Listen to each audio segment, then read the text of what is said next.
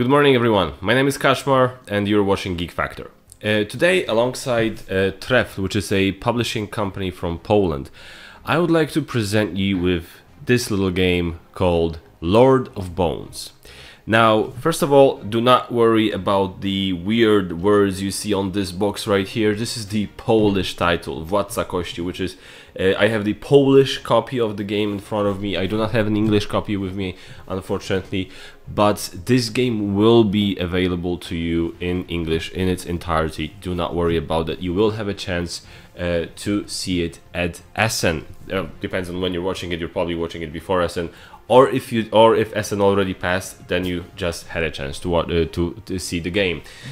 Now, what I'm going to do today is not a tutorial. This is not a how-to-play video, and this is not a review.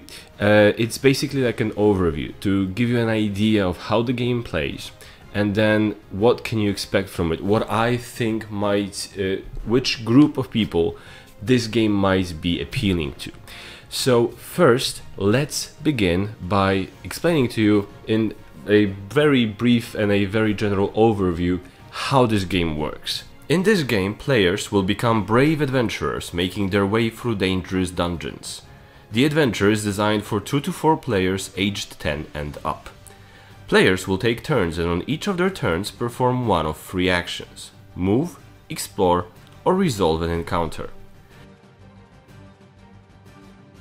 One movement action is to move to an adjacent area. If you so choose, you can perform an action from that area, for example, gain a dice token. The only place where you have no choice is a trap, where you have to check for injuries. Explore means adding dungeon tiles to available exits on your tile. Resolving an encounter means discarding an encounter token and resolving an encounter card. It might be an item which will raise our attributes, or a monster we can fight. For combat, we roll 2 dice, plus any additional dice we get from our abilities.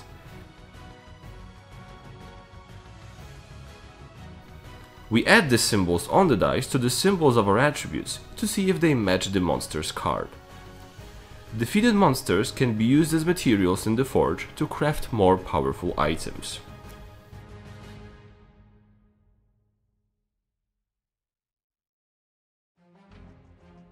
Play continues until we come across the Lord of the Bones, which is made up of 4 cards, which we can gain the same way we perform combat. At the end of the game, we count up the victory points.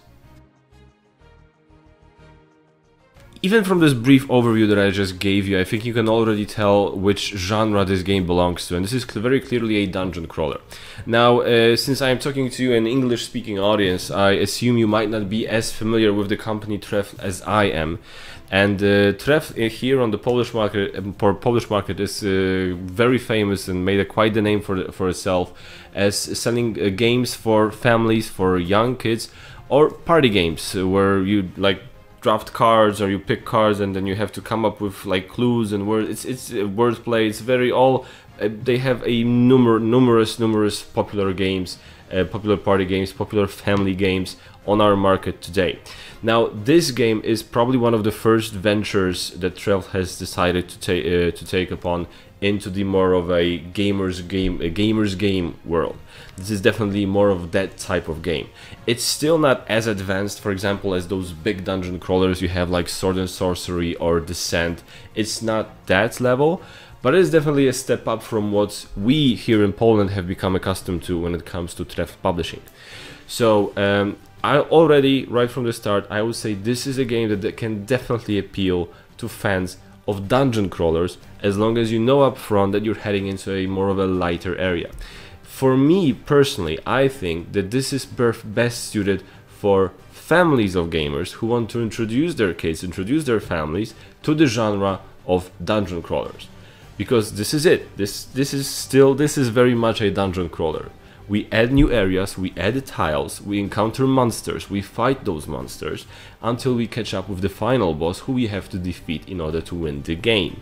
So this is very much a dungeon crawler, but it's very much condensed into a form, into a into basically like a set of rules that is very, very teachable to kids, to more casual gamers. So that is definitely one of those things. There's also a push your luck element to this game, because hey, you will draft those encounter cards, but whether it's a monster or an item that you might want, you will never know that.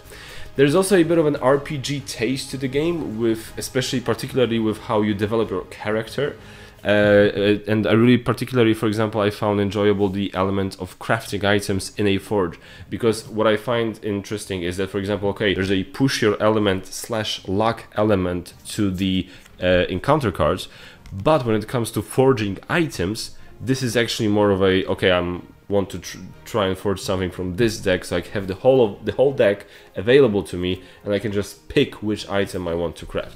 I find this very refreshing, and I think it is a very interesting way, gives you an interesting way to develop your own character. But again, that push your luck element, that RPG element, again, very much condensed, so that the Lord of Bones is something that you can enjoy with your family. So in short, I think that it also doesn't play very long. It plays, I think, around 45 minutes or so. So I definitely believe that this is a game you should try and check out and see for yourself if it's something you might be interested in.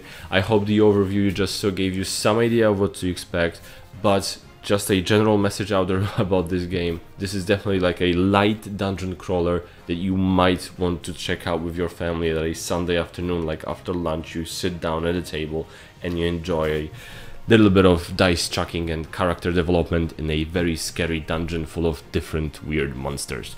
So this is definitely the type of game you can expect from this. And I hope you found this video useful. If you have any further questions, please do not hesitate to go to the comments section, and I will get back to you as soon as I can. But in the meantime, on behalf of my own and the Trev Publishing, thank you for watching, and I hope I see you soon. Bye bye.